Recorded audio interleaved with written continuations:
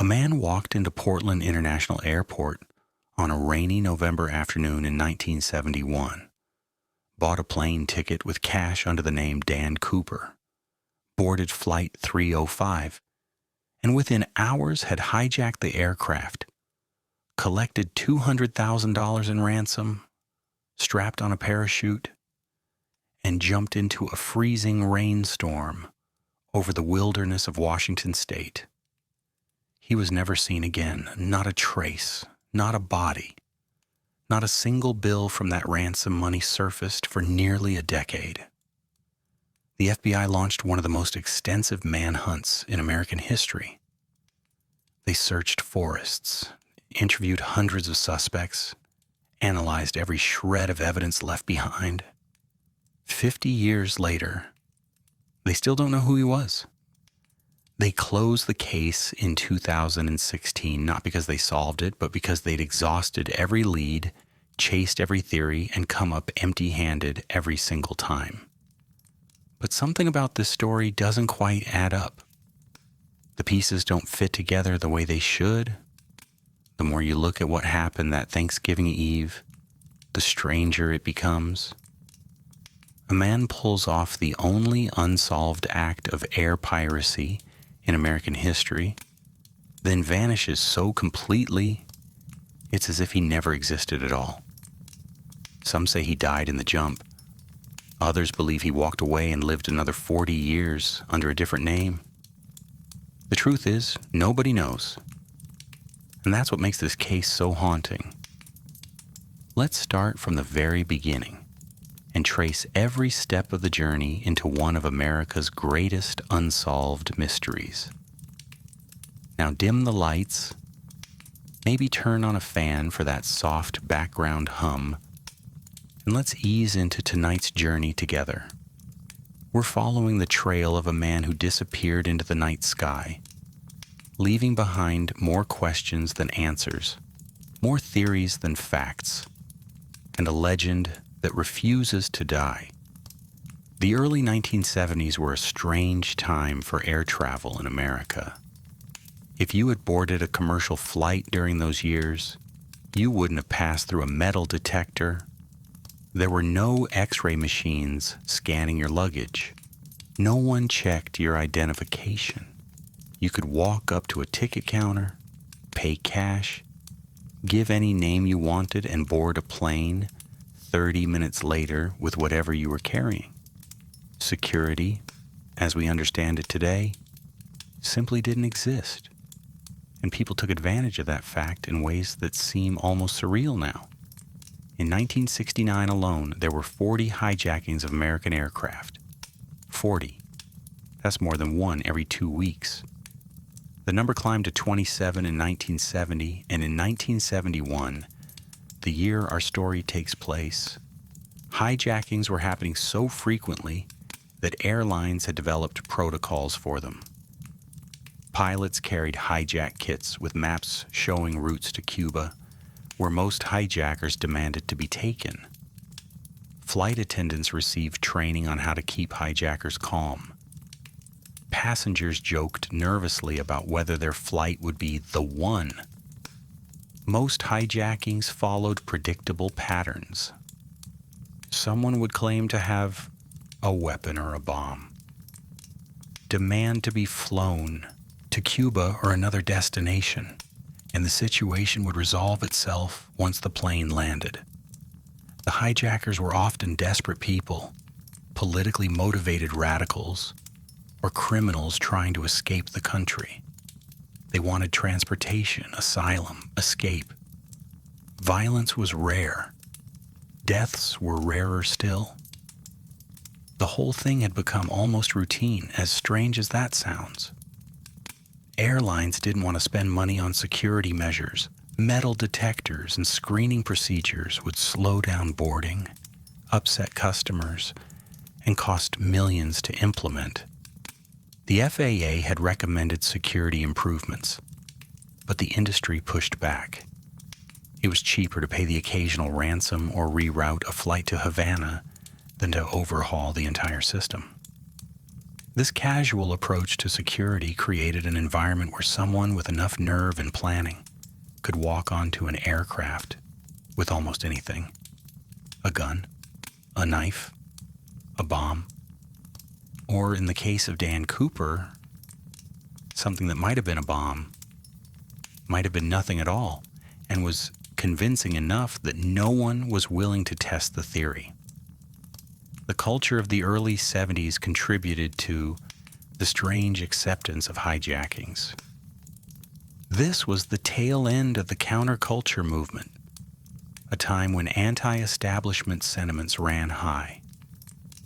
There was a certain dark romanticism attached to anyone who could outsmart the system, thumb their nose at authority, and get away with it. Bank robbers, con artists, and hijackers sometimes became folk heroes if they were clever enough and didn't hurt anyone. It was a brief window in American history where the public might actually root for the criminal as long as the crime had style. All of this is important context for understanding what happened on November 24th, 1971. The stage was set, the system was vulnerable, and someone, somewhere, was paying very close attention to that vulnerability. Portland International Airport on the day before Thanksgiving was exactly what you'd expect it to be. Crowded, harried, filled with travelers trying to get somewhere before the holiday. Families with children, business people trying to wrap up work before the long weekend, college students heading home. The usual chaos of holiday travel played out in ticket lines and gate areas throughout the terminal. Northwest Orient Airlines Flight 3 unsolved was scheduled for a short hop north to Seattle, 30 minutes of flight time, a route the airline flew multiple times per day, the kind of flight that business travelers barely noticed, where you'd spend more time on the ground than in the air. Nothing special, nothing memorable. A Boeing 727 with seating for more than 100 passengers would carry only 36 people that afternoon. The day before Thanksgiving tended to see southbound flights packed and northbound flights half empty. Among those 36 passengers was a man who walked up to the Northwest Orient ticket counter sometime around 2:06 p.m. and purchased a one-way ticket to Seattle. He paid $20 in cash. When asked for a name, he said Dan Cooper. That was it. No identification required, no questions asked. The ticket agent tore off his boarding pass, wished him a pleasant flight, and that was that. He became passenger Dan Cooper, seat 18C, on a flight that would become legendary for all the wrong reasons. The man who called himself Dan Cooper carried only a black attaché case. He wore a dark business suit, a white shirt, and a narrow black tie held in place with a simple tie clip. He could have been anyone: a salesman, a middle manager, an accountant heading to Seattle for a meeting. Everything about his appearance screamed ordinary, unremarkable. The kind of person you'd sit next to on a plane and forget about 5 minutes after landing. But certain details would stick in people's memories later when they were asked to recall everything they could about the man in seat 18C. He was calm, exceptionally calm. He ordered a bourbon and soda while waiting to board. He smoked Raleigh cigarettes, one after another, in the gate area where smoking was still permitted. When boarding was called, he walked onto the plane without hurry, found his seat near the rear of the aircraft, and settled in like this was just another day, just another flight. The crew that afternoon had no reason to expect anything unusual.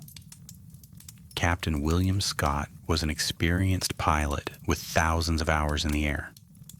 First Officer Bill Radizak and Flight Engineer H.E. Anderson completed the cockpit crew. In the cabin, 4 flight attendants prepared for the short flight.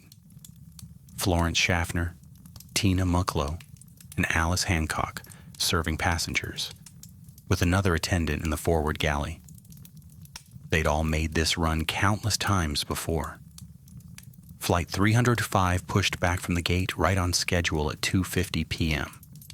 The 727 taxied to the runway, received clearance, and lifted into the gray Pacific Northwest afternoon. The weather wasn't ideal: clouds, drizzle, wind, but nothing that would cause problems for such a short flight. They'd be on the ground in Seattle before 3:30 p.m. Quick and easy. As the plane climbed and leveled off at its cruising altitude, the flight attendants began their service. This was back when even a 30-minute flight included drink service. Florence Schaffner worked her way down the aisle, taking orders, bringing beverages, doing what flight attendants had done on thousands of flights before. When she reached row 18, the man in the business suit with the narrow tie handed her a note. Flight attendants in the early 70s received all kinds of notes from passengers: phone numbers, drink orders scrawled on cocktail napkins, occasionally awkward romantic propositions from traveling businessmen who'd had one too many drinks in the airport bar. So when Florence Schaffner glanced at the folded piece of paper the man in 18C had handed her, she didn't think much of it. She actually started to put it in her pocket without reading it, assuming it was just another passenger trying to hit on her. Then the man leaned toward her and spoke in a low, even voice. "Miss, you'd better look at that note. I have a bomb." The words were delivered without emotion, no threats, no raised voice, just a simple statement of fact, as calm as if he'd asked for another bourbon. Schaffner opened the note, and whatever she read there made her immediately sit down in the empty seat beside him. Her training had covered hijackings in theory, but theory was very different from reality, and reality was sitting right next to her at 30,000 feet. The man opened his attaché case just wide enough for her to see inside. Red cylinders, wires, a battery. It looked like what she imagined a bomb would look like, though she had no way of knowing if it was real or an incredibly convincing fake. But that was the thing about bombs: you couldn't take the chance. You had to assume it was real. You had to do exactly what the person holding it told you to do. The man's demands, as far as witnesses say, were specific and unusual. He wanted $200,000 in $20 bills. He wanted 4 parachutes, 2 primary, 2 reserve. He wanted a fuel truck standing by in Seattle when they landed. And he made it clear that if his demands weren't met, if anyone tried anything foolish, he would detonate the bomb and everyone on board would die. What made the situation even stranger was the man's demeanor. He wasn't agitated, he wasn't nervous. He ordered another bourbon and continued smoking his cigarettes, as if hijacking an airplane was the most natural thing in the world. When Schaffner asked him why he was doing this, he reportedly said something along the lines of needing the money, not wanting to hurt anyone, and that if everyone cooperated, everything would be fine. Schaffner made her way to the cockpit and informed Captain Scott of the situation. Scott immediately contacted air traffic control in Seattle, using a transponder code that indicated a hijacking in progress. On the ground, systems that had been developed for exactly this scenario began to activate. The FBI was notified. Northwest Orient executives were pulled into emergency meetings. Seattle First National Bank received a call requesting $200,000 in $20 bills with serial numbers recorded. A local skydiving school was contacted about parachutes.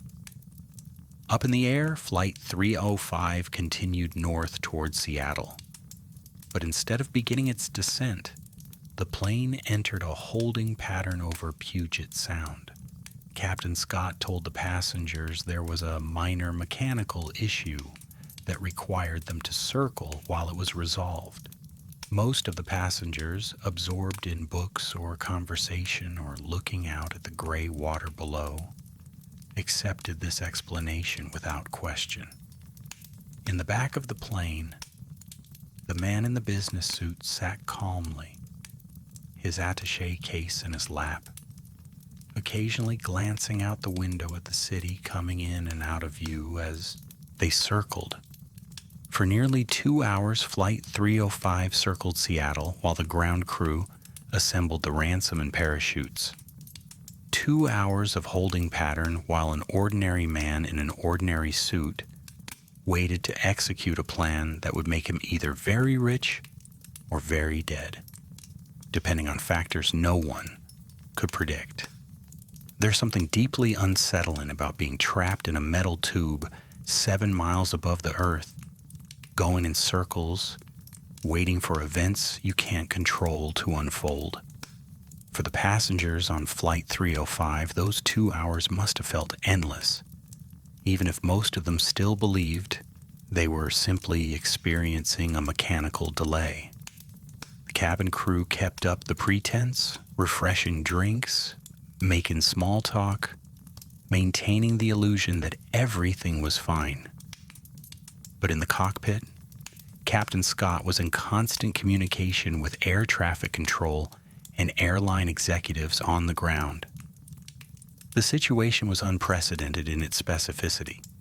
Most hijackers wanted to go somewhere: Cuba, Mexico, Algeria. This hijacker wanted money and parachutes, which suggested something far more unusual. He planned to jump from a commercial airliner at night over the Pacific Northwest. On the ground, Seattle First National Bank was scrambling to gather 10,000 $20 bills. The FBI insisted on recording every serial number, which meant each bill had to be processed individually. Bank employees worked frantically, knowing that somewhere overhead, a plane full of people was circling in a holding pattern, and their speed might determine whether those people lived or died. The weight of that responsibility must have been crushing. Meanwhile, someone was calling skydiving schools and military facilities trying to source 4 parachutes, 2 primary and 2 reserve.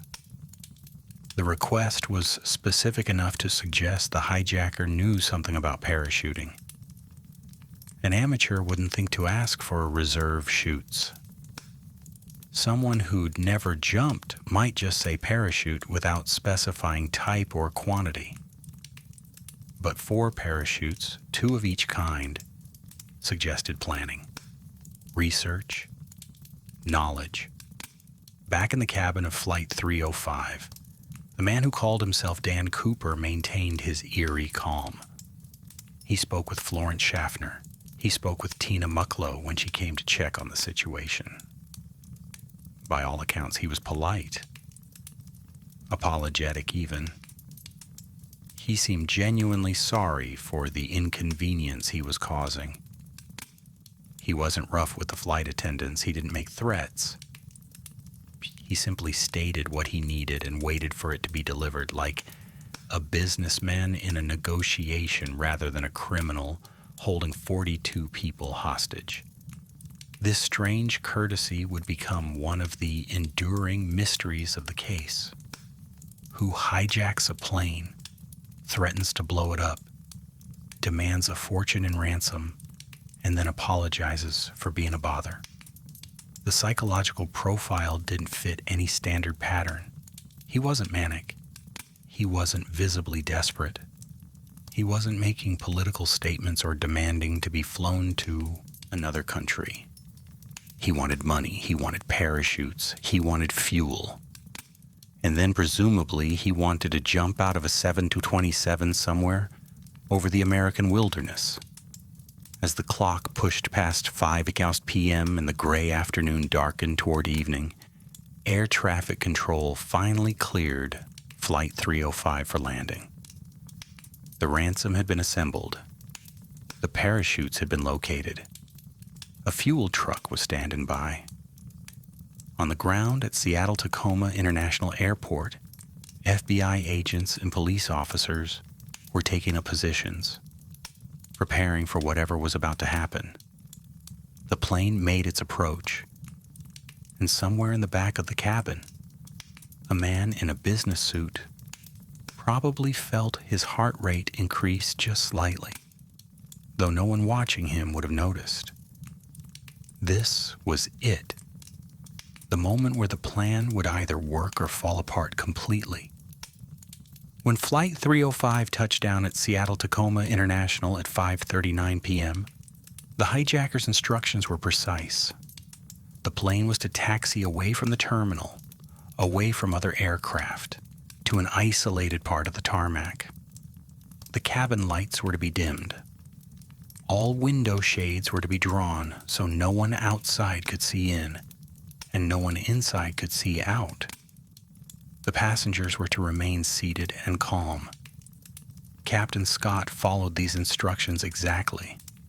The last thing anyone wanted was a confrontation that could end with a bomb detonating on a plane full of people. The 727 rolled to a stop in a remote area of the airport, and a strange negotiation began. The hijacker agreed to let all the passengers go in exchange for the money and parachutes. This was unusual. Most hijackers kept hostages as leverage. But this man seemed to understand that the fewer people on board, the less risk for everyone involved, and the fewer complications for whatever he planned to do next. A set of mobile stairs was rolled up to the aircraft. One by one, the 36 passengers deplaned, most of them still believing they'd experienced nothing more than a mechanical delay and an inconvenient diversion to Seattle. They walked down the stairs into the dark, rainy evening, were quickly ushered into the terminal, and only then were they informed of what had actually happened. Imagine learning that for the past several hours, you'd been aboard a hijacked aircraft with a man claiming to have a bomb, and you'd had no idea. Florence Schaffner was released as well, leaving Tina Mucklow as the only flight attendant remaining on board. Mucklow's job was to bring the ransom and parachutes into the cabin. She made several trips up and down the stairs. The bag containing $200,000 weighed 21 pounds, and the parachutes were bulky and awkward, or she delivered everything to the rear of the cabin where the hijacker waited. He examined the parachutes carefully. This is important. He didn't just accept them. He looked them over, checking canopies, inspecting harnesses, examining reserve chutes. He rejected one of the reserve parachutes and kept the others. The fact that he knew enough to inspect them, to identify which one he didn't want, suggested expertise, or at least enough knowledge to be dangerous. Then something even stranger happened. The hijacker cannibalized one of the parachutes. He cut away the shroud lines, the cords connecting the canopy to the harness. Later, investigators would theorize he used these cords to secure the money bag to his body for the jump. But this action revealed something crucial. He knew how parachutes worked. He knew what parts he needed and what parts he didn't. This wasn't someone who'd watched a couple of YouTube videos or read a manual. This was someone with practical knowledge. With the passengers and one flight attendant safely off the plane, the hijacker issued his next set of demands. Flight 305 was to be refueled and flown toward Mexico City. But his flight parameters were bizarre, so specific and unusual that they would later become one of the biggest clues in the entire case. He wanted the plane to fly at 10,000 feet, unusually low for a 727. He wanted the speed kept between 170 and 180 knots, just above the minimum safe speed for that aircraft. He wanted the landing gear down and the wing flaps set to 15 degrees, a configuration typically used only during landing. And he wanted the rear air stair door left unlocked. Captain Scott objected, explaining that these parameters would require massive fuel consumption. They couldn't reach Mexico City under those conditions. The hijacker seemed to expect this answer. Fine, he said. Refuel in Reno, Nevada? That was acceptable. The specificity of these demands is extraordinary when you think about it. This wasn't someone making random requests. He knew the 727's capabilities and limitations. He knew what altitude and speed would make it possible to jump from the rear air stair. He knew the fuel range under these unusual conditions. He'd planned this down to technical details that most passengers wouldn't even know existed. At approximately 7:40 p.m., after refueling was complete, Flight 305 took off from Seattle with 5 people on board. The 3-man flight crew in the cockpit, Tina Mucklow, and the hijacker in the rear cabin. The plane climbed to 10,000 feet, slowed to the specified speed, and turned southeast, following a flight path that would take it over the Cascade Mountains and eventually to Reno. In the rear cabin, a man in a business suit was alone with $200,000 and 3 parachutes. And he'd just put in motion the final phase of a plan that would make him a legend. Imagine being Captain Scott in that moment, sitting in the cockpit of a 727, flying a bizarre flight profile over the darkening mountains of Washington State, knowing that somewhere behind you, behind a locked cockpit door, a man was preparing to do something that might be brilliant or might be suicidal or might be both. The cockpit door was secured per the hijacker's instructions. The crew couldn't see into the passenger cabin. They had no idea what was happening back there.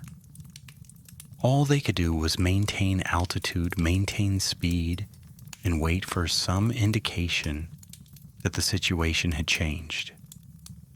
The instruments would tell them if the rear air stair deployed.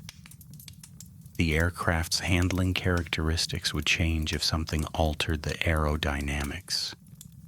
But beyond those indirect measurements, they were flying blind. Tina Mucklow, the flight attendant who'd brought the money and parachutes into the cabin, was initially kept in the rear section with the hijacker. She later told investigators that he was methodical in his preparations. He asked her to show him how to operate the rear air stair, how to lower it during flight. She demonstrated the mechanism, and he seemed to understand immediately. He asked a few specific questions about the aircraft systems. Then, after a few minutes, he sent her forward to join the flight crew in the cockpit.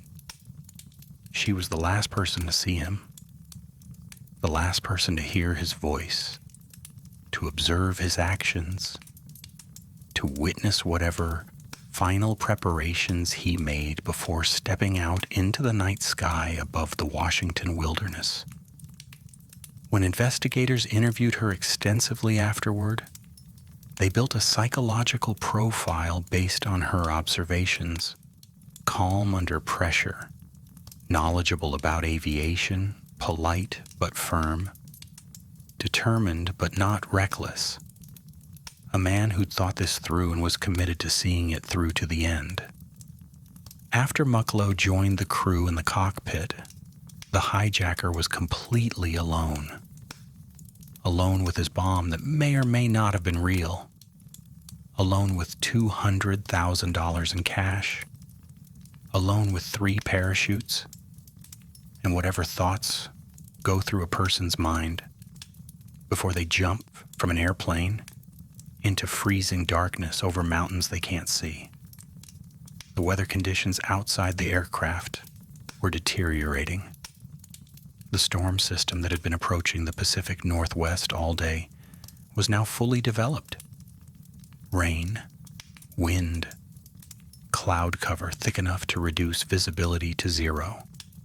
The temperature at 10,000 feet was hovering just above freezing, but the wind chill would make it feel far colder. And it was dark.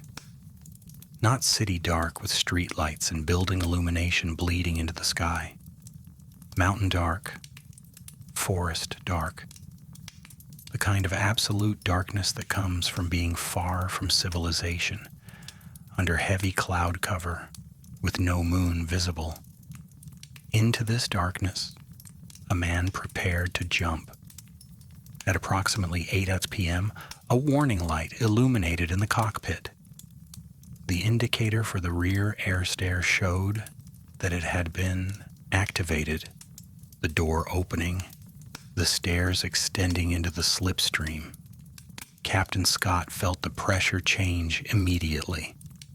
The cabin, which had been unpressurized per the hijacker's instructions, suddenly experienced a massive influx of outside air as the rear of the aircraft opened to the elements.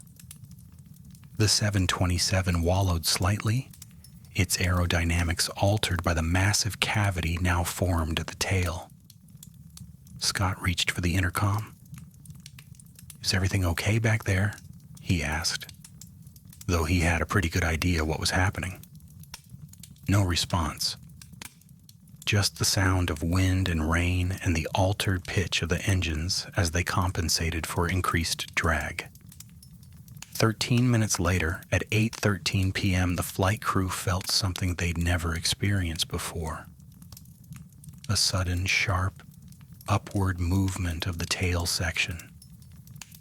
The aircraft's nose dipped briefly and the plane seemed to bounce slightly, as if something had released from the rear. The tail had lost weight suddenly, quickly, dramatically. Captain Scott and First Officer Radazak exchanged glances.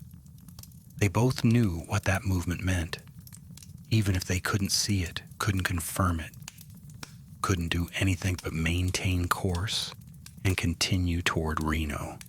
Something, or someone, had left the aircraft. Flight 305 continued southeast, following Victor 23, the airway that would take them to Reno. In the cockpit, the crew maintained the altitude and speed that the hijacker had specified, now understanding why those parameters had been so important. At 10,000 feet, the air was thin enough that depressurization wasn't catastrophic.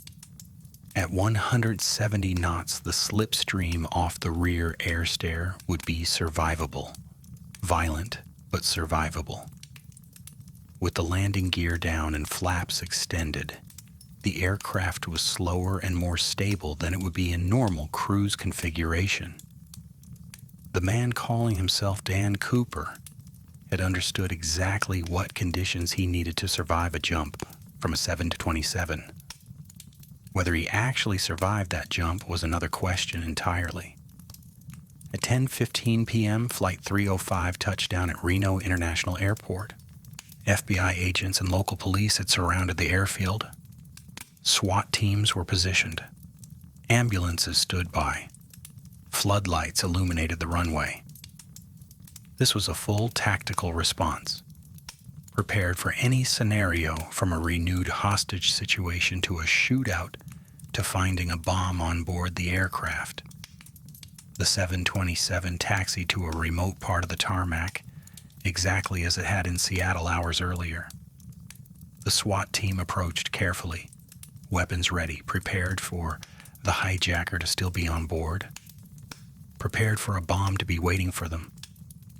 They boarded through the front door and made their way slowly through the empty passenger cabin. Row by row, they cleared the aircraft. Empty seats, discarded service items, the lingering smell of cigarette smoke. When they reached the rear section, they found the air stair still extended, hanging down into the rain, swaying slightly in the wind. On seat 18C, they found a narrow black tie and a mother-of-pearl tie clip. In the ashtray, 8 Raleigh cigarette butts. On the floor and seats, they found 2 parachutes, one of them cannibalized, its shroud lines cut away. The money bag was gone. The man was gone. The FBI began processing the scene immediately. They dusted for fingerprints, finding multiple sets that would later prove impossible to isolate and identify. Too many passengers had been on that plane before the hijacking. They collected the cigarette butts, though DNA analysis was still decades away from being useful. They examined the parachutes, photographed the tie and tie clip, documented every detail they could find. But what they didn't find was more important than what they did. No identification, no personal effects beyond what he deliberately left behind. No evidence of who he was, where he'd come from, or where he'd gone. It was as if a ghost had hijacked Flight 305, collected his ransom, and vanished into thin air. Dawn on November 25th, 1971, Thanksgiving morning, broke over southwestern Washington to reveal an FBI manhunt on a scale rarely seen before. Every available agent from the Seattle field office was mobilized. The military provided helicopter support, ground troops, and technical expertise. Local law enforcement from multiple counties coordinated search grids, and at the center of it all was a wilderness area that stretched across hundreds of square miles, covered in dense forest, steep terrain, and limited access roads. The first challenge was determining where exactly the hijacker had jumped. Flight 305's path was known. Radar had tracked it continuously.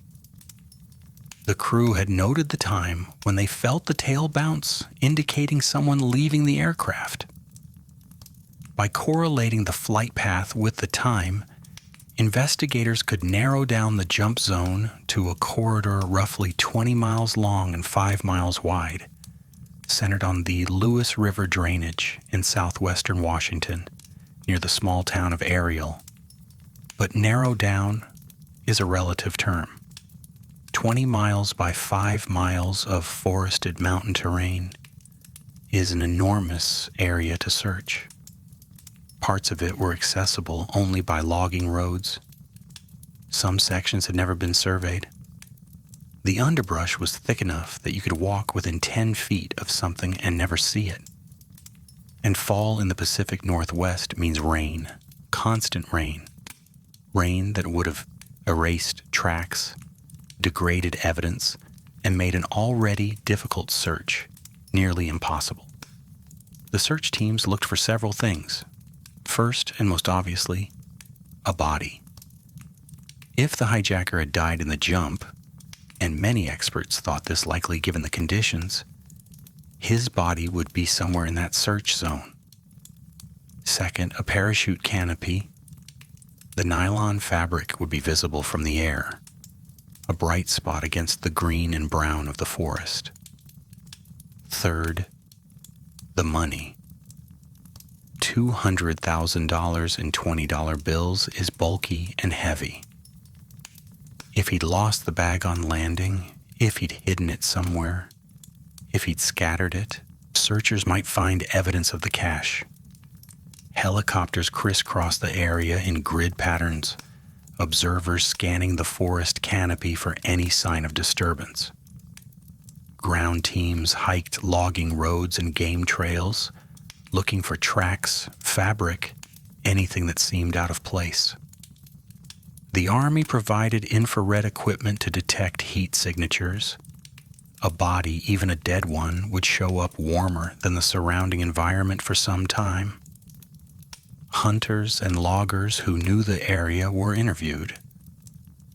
Had anyone seen or heard anything unusual the night of November 24? Had anyone found anything strange in the woods? Day after day, the search continued. The weather didn't help.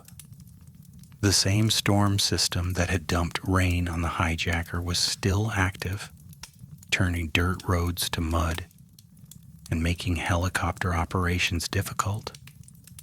Search teams returned cold, wet, and empty-handed. The wilderness had swallowed whatever evidence might have existed, and it wasn't giving anything back. After several weeks of intensive searching, the FBI began to scale back operations. They didn't stop looking entirely. Tips would come in for years, and agents would follow up on each one. But the massive coordinated search ended without finding a single piece of physical evidence. No body, no parachute, no money, nothing. It was as if Dan Cooper had jumped from that 727 and simply ceased to exist. For 9 years, the case remained in a strange limbo. The FBI had thousands of pages of documents, hundreds of interviewed witnesses, dozens of potential suspects, and zero concrete evidence of what had happened to the hijacker. Then, on February 10th, 1980, an 8-year-old boy named Brian Ingram made a discovery that would reignite the investigation and deepen the mystery at the same time. Brian and his family were vacationing along the Columbia River near Vancouver, Washington, not far from the Oregon border. It was winter, the river was running high, and the beach area where they had stopped was muddy and strewn with debris from recent flooding. Brian was digging in the sand, the way kids do, when he uncovered something unusual. Money. Old, deteriorated $20 bills, bound with rubber bands that had rotted away. He showed his parents, and they immediately recognized that something wasn't right about these bills. They were too old, too degraded, too deliberately bundled. The Ingrams contacted the FBI, and agents responded within hours. What they found was extraordinary. 3 packets of $20 bills, approximately $5,800 in total, with serial numbers that matched the ransom money given to the hijacker 9 years earlier. The bills were in terrible condition, waterlogged, partially disintegrated, stained with sediment. The rubber bands holding them together had completely rotted away. But the serial numbers were still legible on many of the bills, and there was no question this was Cooper's money, or at least part of it. The remaining $194,200 was still missing. The discovery location raised immediate questions. Bar, where the money was found, is on the north bank of the Columbia River, approximately 9 miles from the suspected jump zone. How did the money get there? Several theories emerged, each with its own problems. Theory 1. Cooper landed in or near the Columbia River and drowned. The money bag broke open and the bills were carried downstream by the current until they lodged on the beach at Bar. But the Columbia River in November is a raging torrent, and the bills showed signs of being buried, not transported by water. If they'd traveled 9 miles in river current, they should have been more widely dispersed, more damaged, more scattered. Theory 2. Cooper buried the money at Bar intentionally, planning to retrieve it later but never returning. This would explain why the bills were in packets, still bundled, concentrated in one area. But why would he bury only $5,800? Why not all of it? And why at a location that wasn't particularly hidden or secure? Theory 3, the bills were moved to Tinabar by dredging operations. The Army Corps of Engineers had been dredging the Columbia River in the mid-1970s, taking sediment from the river bottom and depositing it along the shores. Perhaps the money had been on the river bottom somewhere upstream, and the dredging had moved it to Tinabar. This theory had some support from engineers familiar with the dredging patterns, but it still didn't explain how the money got into the river in the first place. The FBI conducted extensive testing on the recovered bills. They analyzed the sediment layers, hoping to determine how long the money had been buried. They studied water damage patterns. They consulted with geologists and hydrologists about Columbia River flow patterns and sediment deposition. The results were inconclusive. The money had been there for some time, that much was clear, but exactly how long and how it got there remained mysteries. Brian Ingram's discovery did establish one crucial fact. Dan Cooper, or at least his money, had reached the ground. Whether Cooper himself survived the jump was still unknown, but the money had made it down, and for 9 years it had lain on the Columbia River shore, waiting for a kid digging in the sand to uncover it and bring one of America's greatest mysteries back into the headlines. In the immediate aftermath of the hijacking, the FBI collected every piece of physical evidence they could find. The tie and tie clip left on seat 18C, the 8 cigarette butts in the ashtray, the 2 parachutes remaining on the plane, fingerprints lifted from various surfaces, hair fibers, anything that might help identify who Dan Cooper really was. The tie was traced to a J.C. Penney department store. It was a common style sold in stores nationwide during the early 1970s. Thousands, possibly tens of thousands, had been sold. Tracking down the purchaser of this particular tie was effectively impossible. The tie clip was similarly generic, an inexpensive piece of jewelry sold in countless stores, marked only with a simple number that led nowhere useful. The cigarette butts were Raleigh brand filter tips, again a common brand. Millions of Americans smoked Raleighs. Without DNA testing, which wouldn't become a viable forensic tool until the 1980s, the cigarette butts told investigators almost nothing beyond the fact that the hijacker was a smoker. The FBI preserved the evidence, hoping that future technology might extract useful information. But for decades, those cigarette butts just sat in evidence storage, mute witnesses to a crime that had no other witnesses. The parachutes told a more interesting story. The primary chute that Cooper had taken was a military-style NB-8 canopy, sky blue in color, which would have been highly visible if it had been found in the forest. The reserve chute he took was a smaller sport chute. The fact that he'd taken one of each type suggested he had some knowledge of parachuting. Military jumpers typically used primary chutes, while civilian skydivers preferred sport configurations. By taking both, he'd given himself options, or at least that's what investigators theorized. More interesting was the parachute he'd left behind, specifically the one he'd cannibalized for its shroud lines.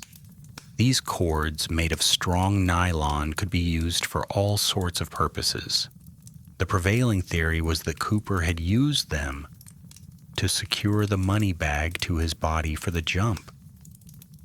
Trying to hold on to a 21-pound bag while free-falling and then deploying a parachute would be nearly impossible. But if he'd rigged some kind of harness or attachment system using the shroud lines, he could have had both hands free for the jump. This detail, like so many others, suggested planning and knowledge. This wasn't an impulsive crime. This wasn't someone who'd watched too many movies and thought hijacking a plane might be exciting. This was someone who'd thought through the logistics, understood the technical requirements, and prepared specifically for what he intended to do. Fingerprints were another frustrating dead end. The FBI lifted multiple fingerprint sets from Flight 305, but this created more problems than it solved.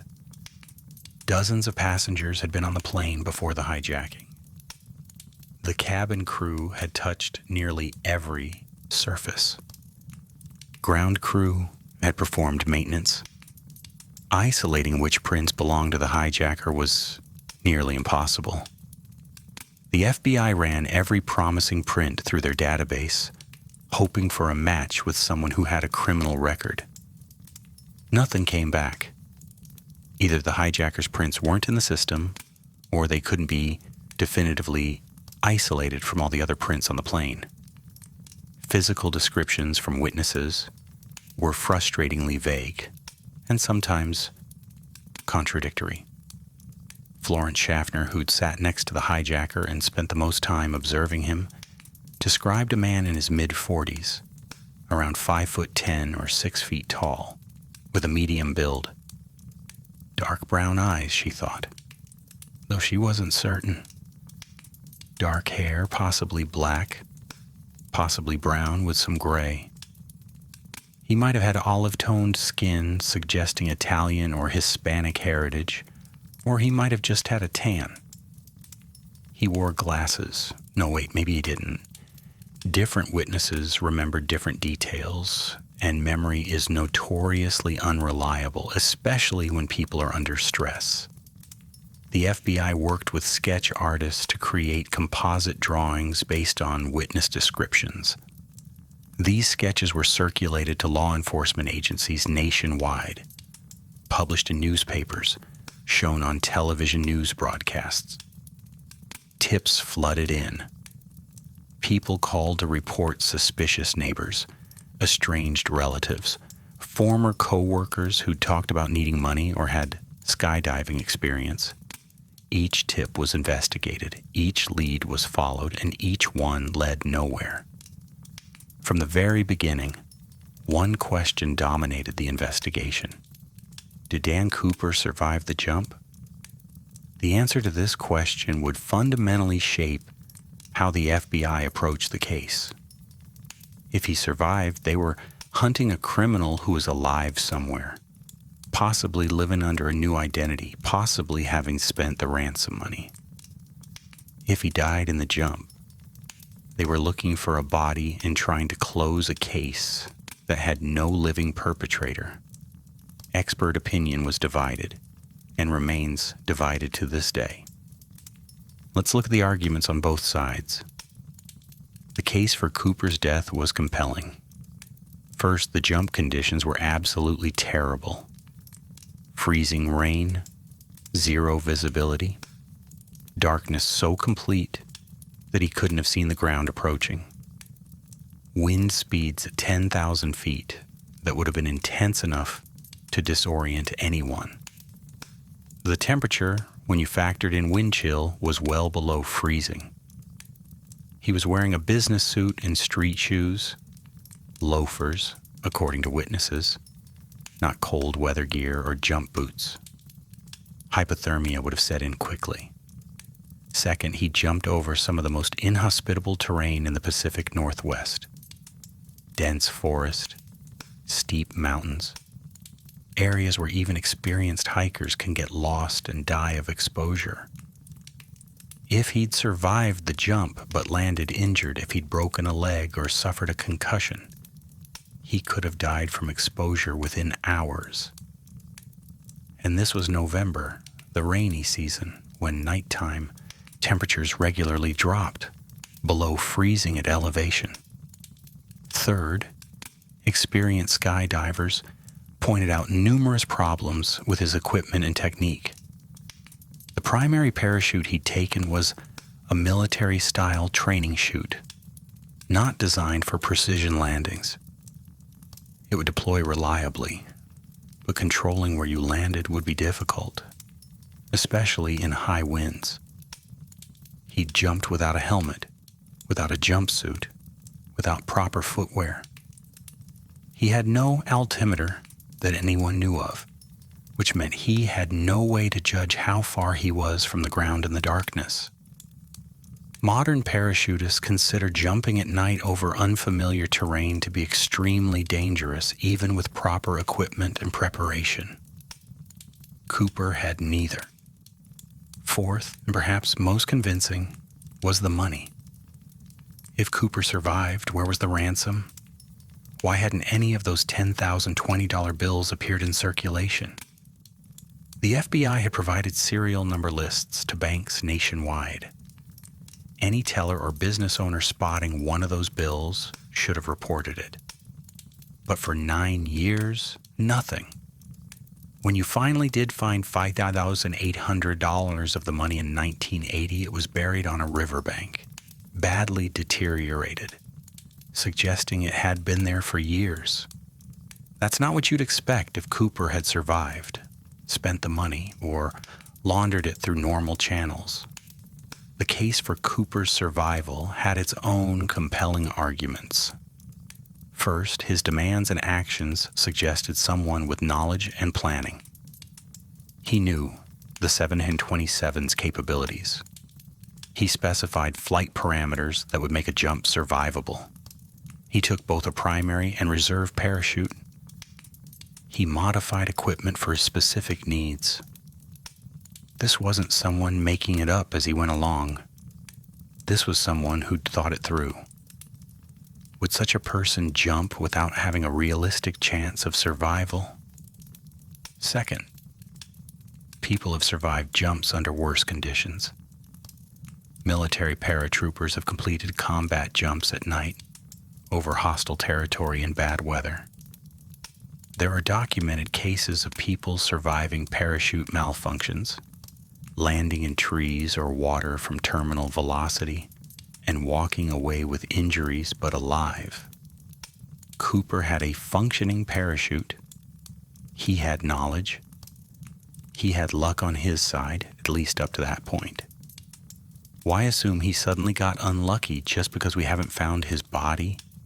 Third, the wilderness area where he jumped is vast and difficult to search. The FBI's search was extensive, yes, but it wasn't comprehensive. They couldn't search every square foot of that terrain.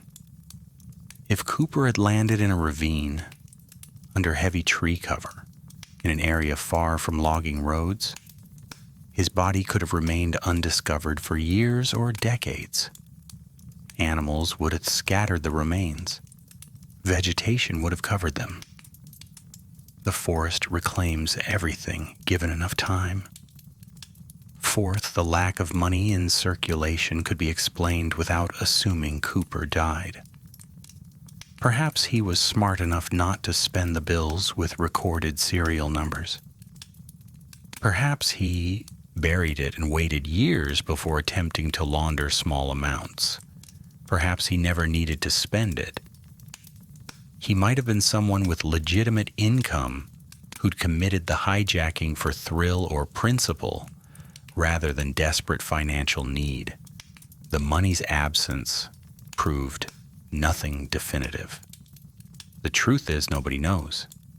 Experts can argue both sides, and both sides make valid points. The FBI officially leans toward the conclusion that Cooper died in the jump, but they've never been able to prove it.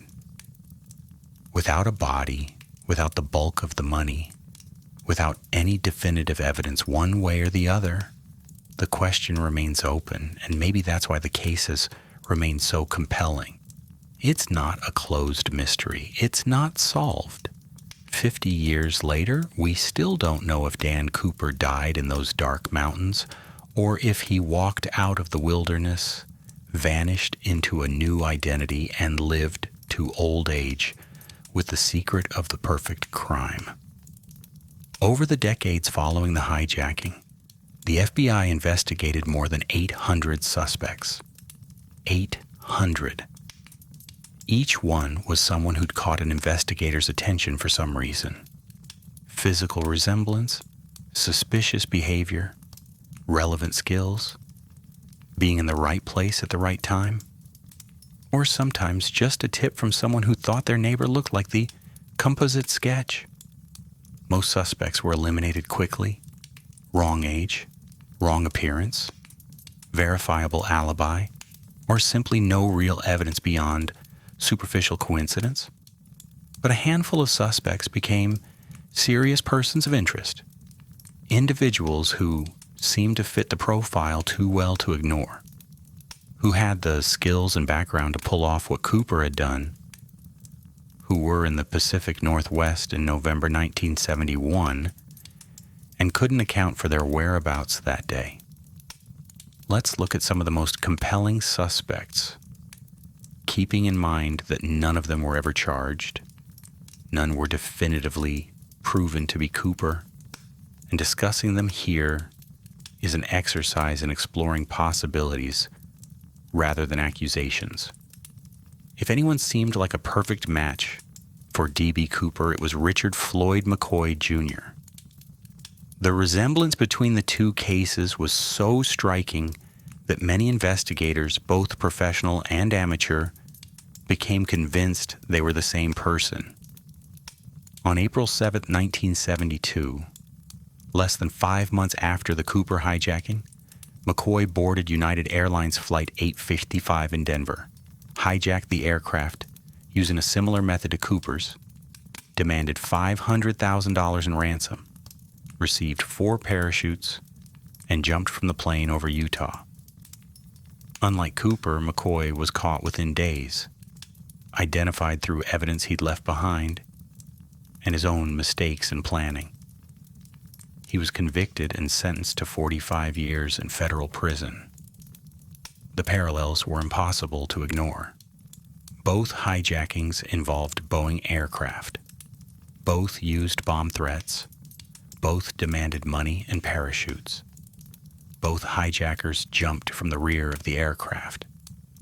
The method was virtually identical, with only the hijacked ransom amount and the location differing significantly. McCoy was a former Army Green Beret with extensive parachute training, including combat jumps in Vietnam. He was a skilled helicopter pilot. He knew aircraft systems intimately, and physically, he resembled the descriptions of Dan Cooper: height, build, age range.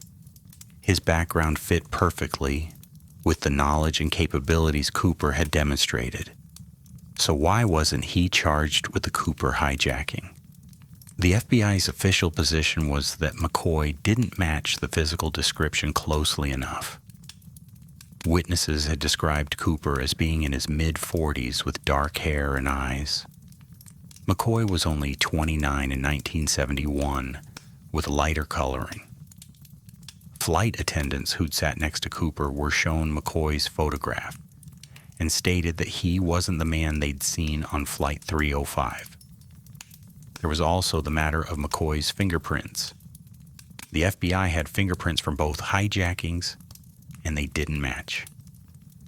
Of course, as we've discussed, the prints from Flight 305 were contaminated and difficult to isolate, so this wasn't necessarily definitive proof. McCoy himself consistently denied being D.B. Cooper, both before and after his arrest for the Utah hijacking.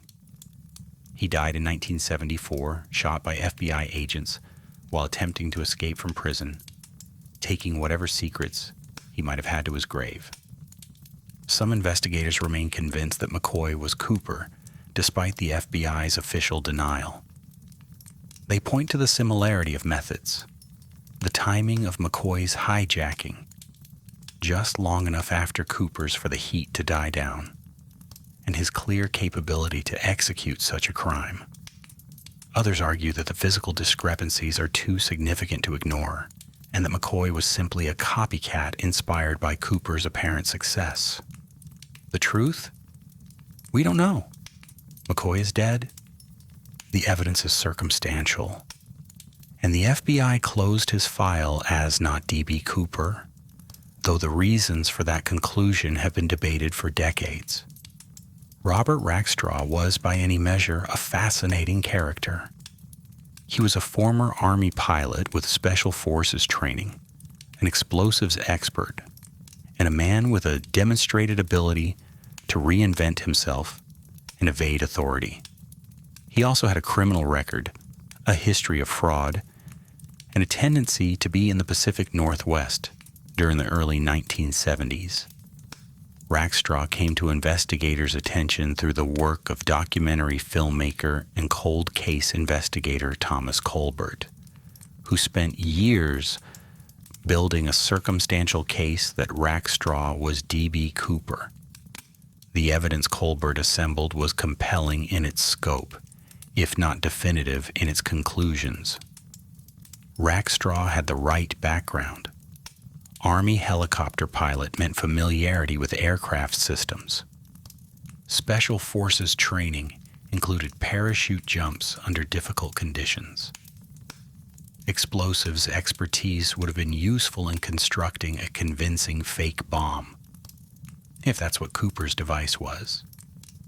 And Rackstraw had the kind of audacious personality that might attempt something as brazen as hijacking a commercial airliner. Physically, Rackstraw resembled the Cooper composite sketches, at least to some degree. He was the right age, the right build, and had been living in the Pacific Northwest in 1971. Colbert's investigation turned up witnesses who claimed Rackstraw had made statements that could be interpreted as admissions or hints about the Cooper hijacking, though none of these statements were explicit enough to constitute proof. More intriguing were Rackstraw's movements after the hijacking. According to Colbert's research, Rackstraw had access to money he shouldn't have had, made unusual purchases, and seemed to have a windfall of cash around the time one might expect if he were Cooper. But proving the source of that money decades later proved impossible. The FBI investigated Rackstraw as a potential suspect on multiple occasions over the years, but never filed charges. When Rackstraw died in 2019 at age 75, he took whatever knowledge he might have had with him. In interviews before his death, he consistently denied being D.B. Cooper, usually with a knowing smile that suggested he enjoyed the speculation. Colbert and his team remain convinced Rackstraw was Cooper. The FBI's official position is that he was investigated but not definitively identified as the hijacker. The evidence remains circumstantial, suggestive, but not conclusive. Sometimes the most intriguing suspects are the ones who confess, even if those confessions come in ambiguous, cryptic forms. Dwayne Weber reportedly made a deathbed confession to his wife, Jo, in 1995, whispering, "I am Dan Cooper." Jo Weber didn't immediately report this statement to authorities. She thought her husband might be delirious, confused, speaking nonsense in his final moments. But after his death, she began finding pieces of evidence that made her reconsider. She found a receipt from a Northwest Orient Airlines ticket in his old belongings. She remembered him having nightmares where he'd wake screaming about leaving his fingerprints on a plane. She recalled him talking about the Cooper case with unusual interest and apparent insider knowledge. Dwayne Weber's background fit some aspects of the Cooper profile. He was the right age, 47 in 1971. He'd been in the Army and had some parachute training, though not at an advanced level. He had a criminal record, including convictions for theft and forgery. And according to Jo, he'd taken a trip to the Pacific Northwest around Thanksgiving 1971, though he'd been vague about details. After Weber's death, Jo contacted the FBI with her suspicions. The Bureau investigated, comparing Weber's fingerprints to those lifted from Flight 305. The results were inconclusive. The prints from the plane were too contaminated to make a definitive match or exclusion. Physical descriptions were difficult to compare since investigators had only old photographs of Weber and the composite sketches from 1971 to work with. The FBI's official conclusion was that Weber could not be definitively identified as D.B. Cooper, but he couldn't be definitively ruled out either. He joined a long list of possibles, people who had some evidence suggesting they might be Cooper, but nothing strong enough to close the case. Jo Weber, until her own death in 2014, remained convinced her husband had been the famous hijacker. She wrote about her suspicions, gave interviews, and pointed to details of Weber's life that seemed to align with the Cooper case.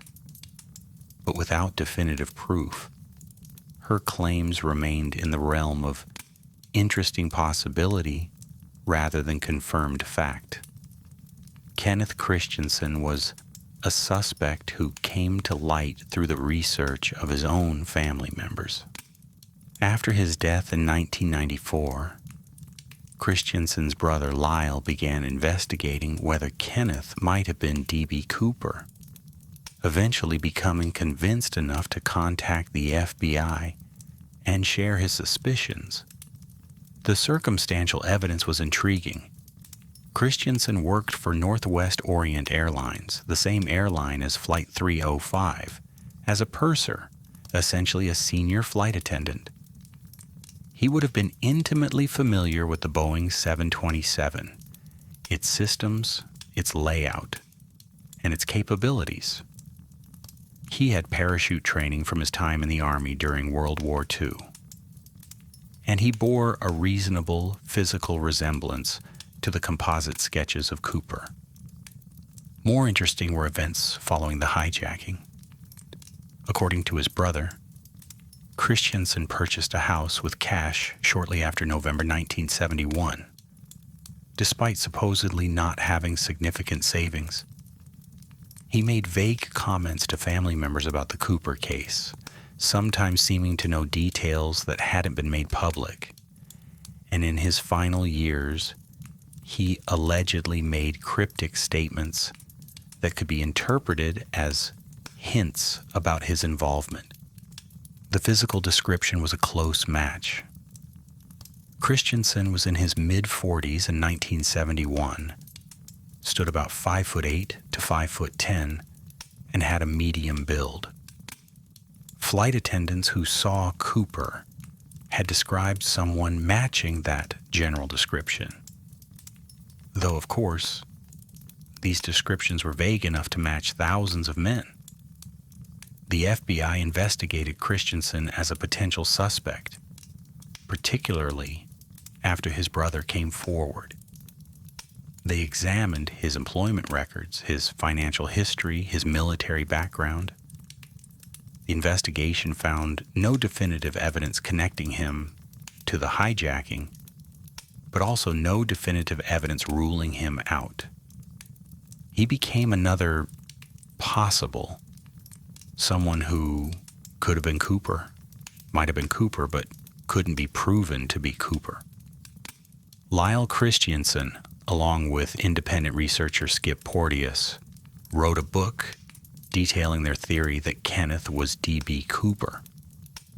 The evidence they presented was substantial enough to be interesting, circumstantial enough to be inconclusive. Kenneth Christensen's FBI file remains open in the sense that if new evidence emerged, he could be reconsidered, but no charges were ever filed and no definitive identification was ever made. Beyond these major suspects, hundreds of others were investigated to various degrees. A few deserve mention for their interesting connection to the case, even if the evidence was thinner. William Gossett was a former paratrooper and Vietnam veteran who became a suspect after giving an interview where he claimed detailed knowledge of how the Cooper hijacking was executed. He matched the physical description and had the necessary skills. Investigation revealed he'd been convicted of similar crimes, attempted hijacking and other offenses after the Cooper case. But he had alibis for Thanksgiving Eve 1971 that the FBI found credible, and he was eventually cleared. Sheridan Peterson was a smoke jumper and purser for Northwest Orient who'd worked in Nepal in the early 1970s. His family contacted the FBI suggesting he might be Cooper. Peterson had the skills. Smoke jumpers are elite wildfire fighters who parachute into remote areas, and the airline connection. But Peterson was in Nepal at the time of the hijacking, confirmed by employment records and passport stamps. He was definitively ruled out, but remains a favorite suspect among some amateur investigators who question the document timeline. Theodore Mayfield was a Special Forces veteran who reportedly made deathbed confessions claiming to be D.B. Cooper. His family insisted he told them details about the hijacking that weren't public knowledge. But when investigators looked into his background, his whereabouts in November 1971 couldn't be pinned down, and the physical description didn't match particularly well. The confession was deemed unreliable. L.D. Cooper, no relation by name, was a Korean War veteran with parachute training who allegedly told his niece he'd been the famous hijacker. The niece came forward after his death, providing the FBI with photographs and descriptions. But L.D. Cooper had been a heavy smoker who suffered from significant health problems. By 1971, and investigators deemed it unlikely he could have executed the physical demands of the hijacking and jump. Each suspect brought their own intriguing details, their own pieces of circumstantial evidence, their own reasons why someone thought they might be D.B. Cooper.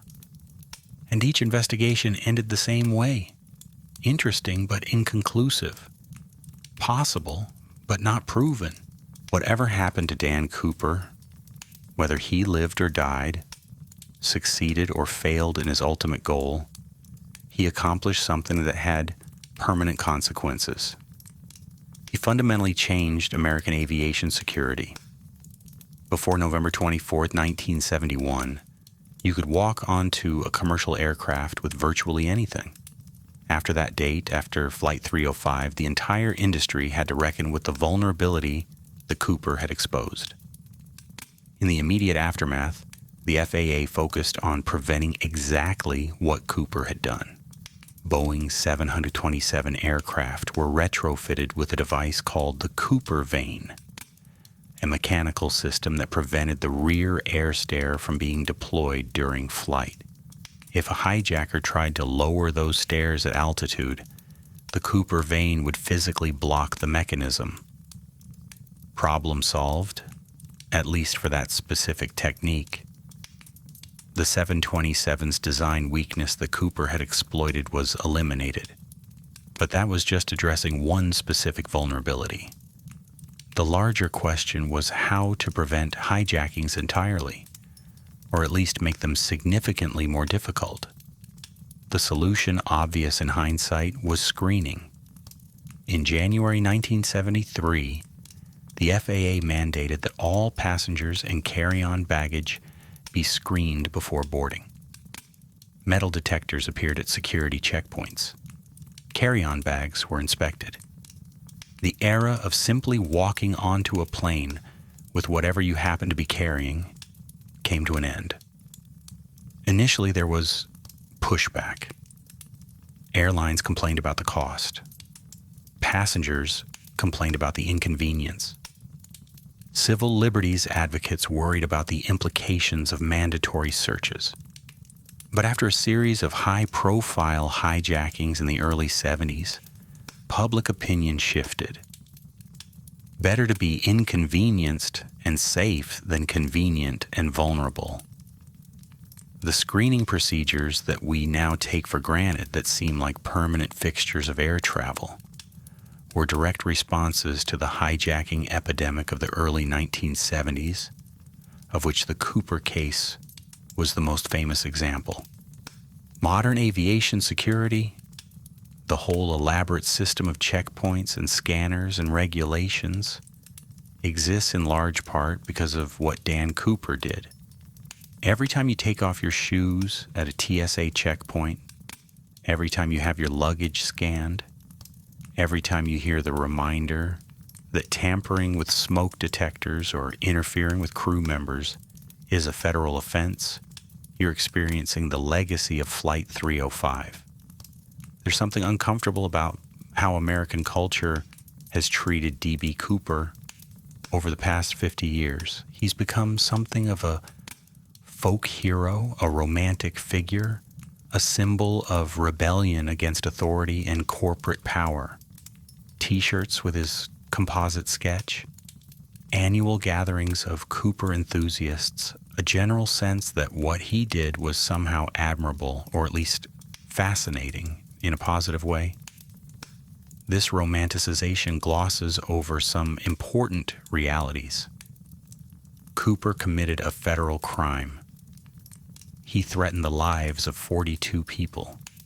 He caused genuine terror among passengers and crew who didn't know if they'd survive the flight.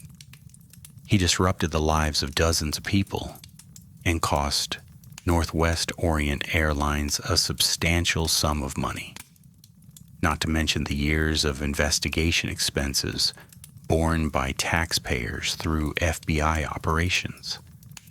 But there's something about the nature of his crime that makes people root for him anyway. He didn't hurt anyone, at least no one was physically harmed during the hijacking. He was polite and apologetic. He let all the passengers go. He wasn't politically motivated or making some grandiose statement. He just wanted money. And he had the audacity to take it in the most spectacular way possible. And then he disappeared. That's the crucial element. If Cooper had been caught the next day, bloodied and arrested in a hospital, the story would be very different. He'd be just another failed criminal. But he vanished completely, pulling off the seemingly impossible. And that transforms the narrative from crime to legend. Americans have always had a complicated relationship with outlaws. We condemn their actions while secretly admiring their audacity, especially when they seem to beat a system we ourselves often find frustrating or impersonal. The Cooper case also benefits from timing. It happened in the early 70s after the social upheavals of the 60s, but before the darker realities of terrorism became dominant in public consciousness. A hijacking in 1971 was seen differently than one would be today. There was still an element of adventure to it, of possibility, before multiple violent incidents made hijacking synonymous with terror and death. Still, there's something troubling about celebrating someone who held a plane full of people hostage, regardless of how politely he did it. The romanticization of Cooper says something about American culture's fascination with the outlaw, the rebel, the person who beats the system. We want to believe that someone can pull off the perfect crime, outsmart the authorities, and ride off into the sunset, or in Cooper's case, parachute into the darkness and disappear forever. In 2016, after 45 years of investigation, the FBI officially closed the D.B. Cooper case. Not solved. Closed. They redirected resources to current investigations, moved the physical evidence into long-term storage. and issued a statement saying that absent any new compelling evidence, they would no longer actively pursue the case. The announcement was pragmatic. The Bureau had spent countless hours and significant resources on the Cooper investigation over the decades, following up on hundreds of tips, interviewing dozens of suspects, pursuing every lead that seemed even remotely promising, and they'd gotten nowhere. The case was cold. The original investigators were retired or deceased. The witnesses were aging, memories fading. At some point, you have to acknowledge that some mysteries may never be solved. But closing the case didn't mean giving up on it entirely. The FBI made clear that if someone came forward with genuinely new evidence, a credible confession, a definitive identification, the discovery of significant physical evidence, they would reopen the investigation. The door wasn't locked, just closed for the time being. For amateur investigators, true crime enthusiasts, and Cooper obsessives, the FBI's decision changed nothing. They continue to research, theorize, and debate. Online forums discuss the case endlessly. New books are published presenting theories about Cooper's identity or fate. Documentary filmmakers produce programs examining the evidence. Amateur sleuths make pilgrimages to the suspected jump zone in Washington, walking the forests and riverbanks, hoping to find what the FBI couldn't, some piece of evidence that would finally solve the mystery. And maybe that's how it should be. Maybe some mysteries are more valuable unsolved. The Cooper case has inspired countless people to think critically about evidence, to weigh possibilities, to understand the difference between circumstantial and definitive proof. It's a puzzle that rewards thought and analysis while remaining maddeningly unsolvable. After 50 years of investigation, analysis, and speculation, what can we actually say with certainty about the D.B. Cooper case? What facts are established beyond reasonable doubt and what remains in the realm of uncertainty? We know that on November 24, 1971, a man using the name Dan Cooper hijacked Northwest Orient Flight 305. We know he successfully extorted $200,000 in ransom and 4 parachutes. We know he jumped from the aircraft somewhere over southwestern Washington during a rainstorm. We know that a portion of the ransom money was found in 1980 on a Columbia River beach. Those facts are documented, verified, and indisputable. We don't know who he really was. Despite hundreds of suspects and dozens of serious investigations, no one has been definitively identified as Dan Cooper. We have theories, we have possibilities, we have compelling circumstantial cases for various individuals, but we don't have proof. We don't know if he survived the jump.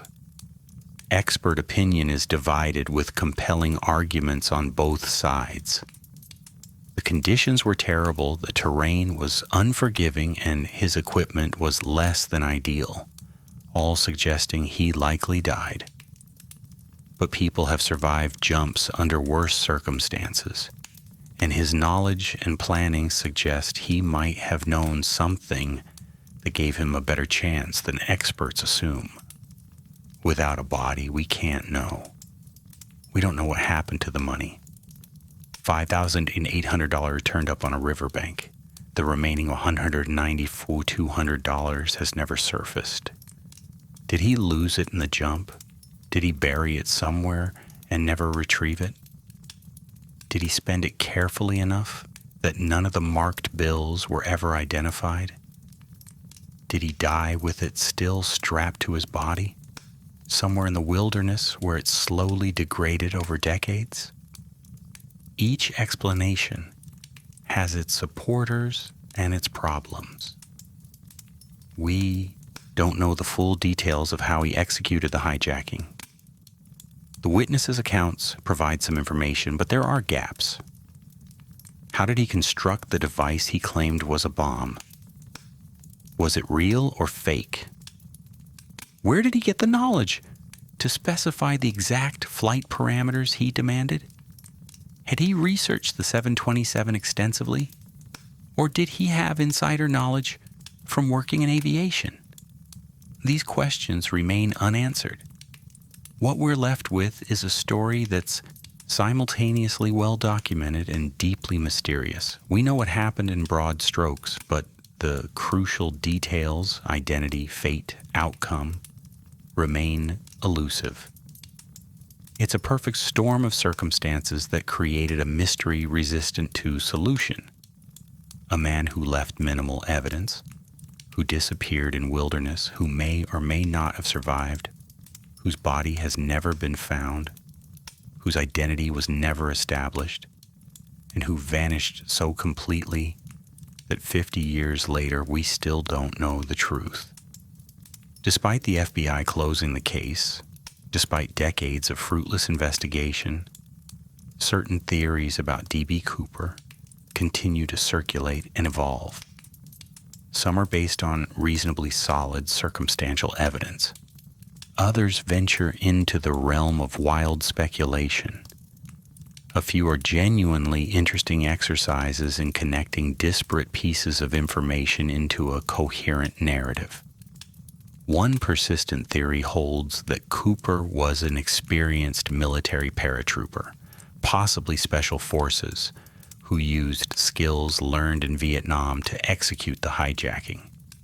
This theory points to the precision of his planning, the specific nature of his demands, and his apparent knowledge of aircraft systems. Proponents note that thousands of soldiers returned from Vietnam in the early 70s with advanced parachute training, and sometimes difficulty reintegrating into civilian life. Cooper could have been one of them, using military skills for a desperate or audacious criminal act.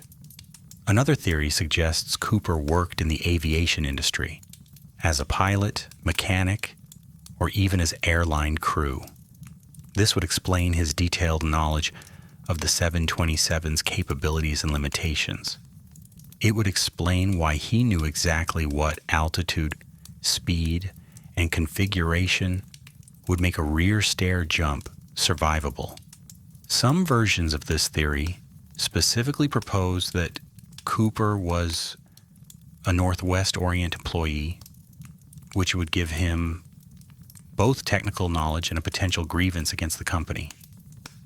A darker theory proposes that Cooper died in the jump, and his body remains undiscovered in the wilderness, perhaps in a location that's never been searched, because investigators' assumptions about the jump zone were incorrect. This theory suggests that the few pieces of evidence we have, the money on the Columbia River shore, the lack of any other physical findings, are all consistent with a dead hijacker whose remains are simply lost in terrain that's far more vast and difficult than most people realize.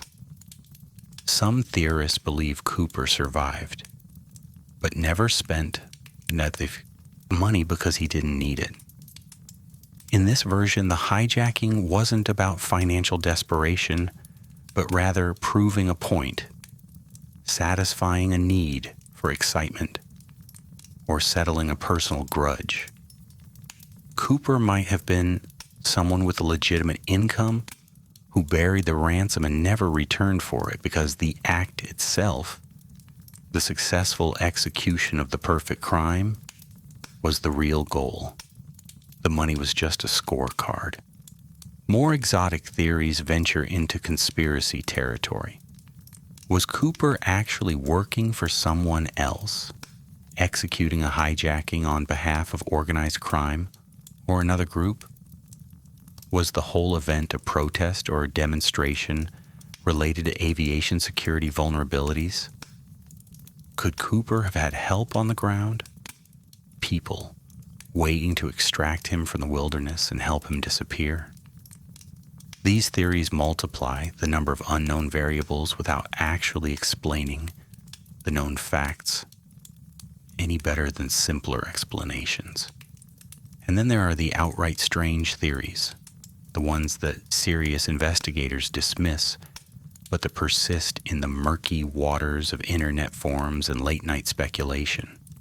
Cooper was a CIA operative testing security vulnerabilities. Cooper was a time traveler from the future. Cooper was actually the unidentified victim of some other crime whose identity was stolen. These theories are interesting as thought experiments, but contribute nothing to actually solving the case. What's fascinating is how the absence of definitive evidence creates space for all these theories to coexist.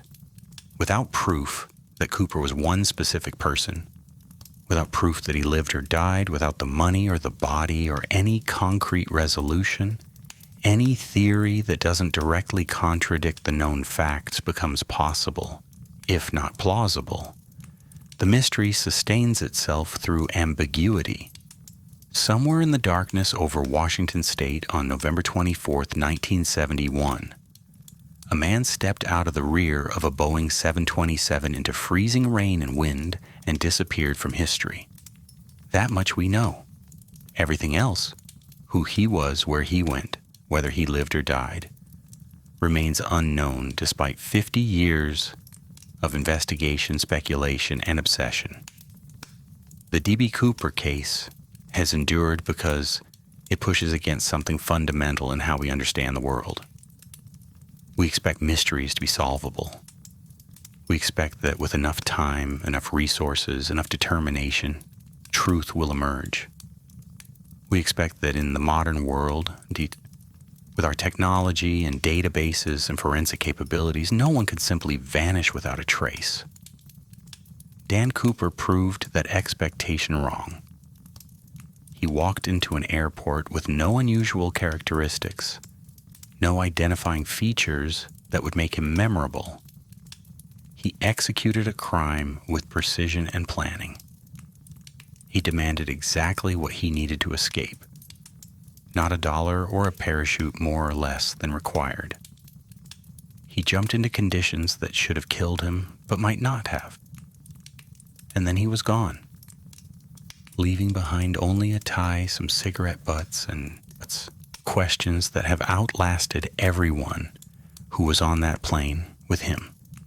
In a way, the mystery itself has become more significant than the crime.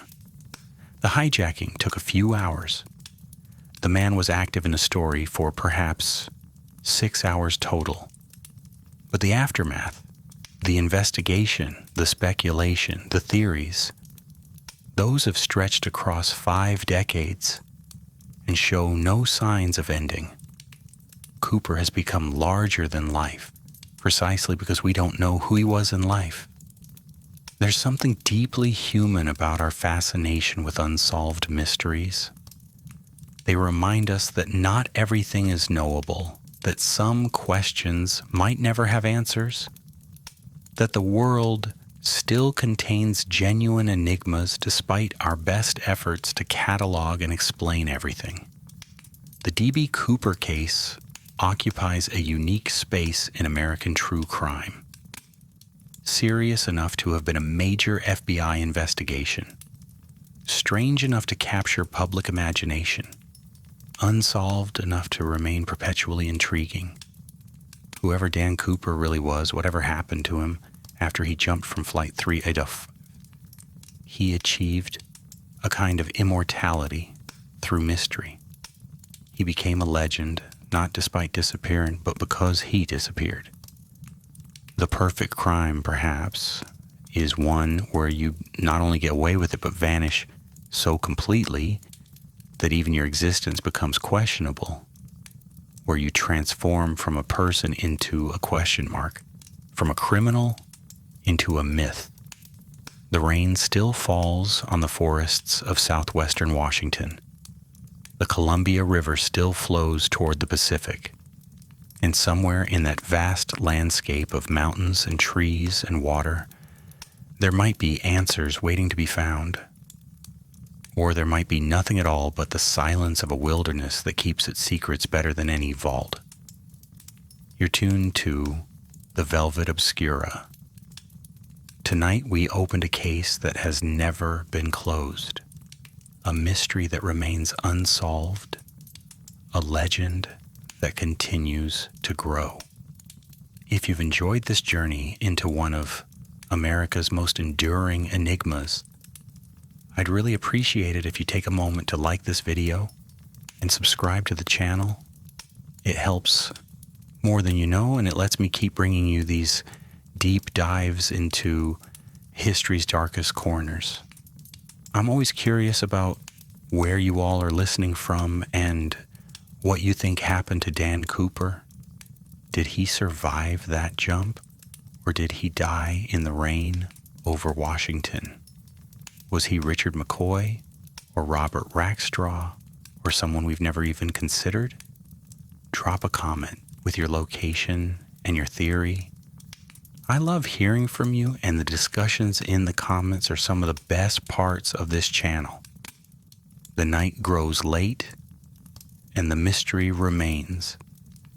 Dan Cooper jumped into darkness and legend, and 50 years later, we're still trying to understand what happened in those crucial moments when a man in a business suit became one of the most famous unsolved mysteries in American history.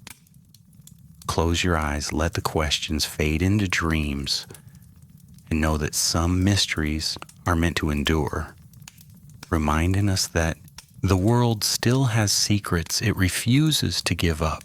Until next time, sleep well and remember, sometimes the greatest stories are the ones that never end.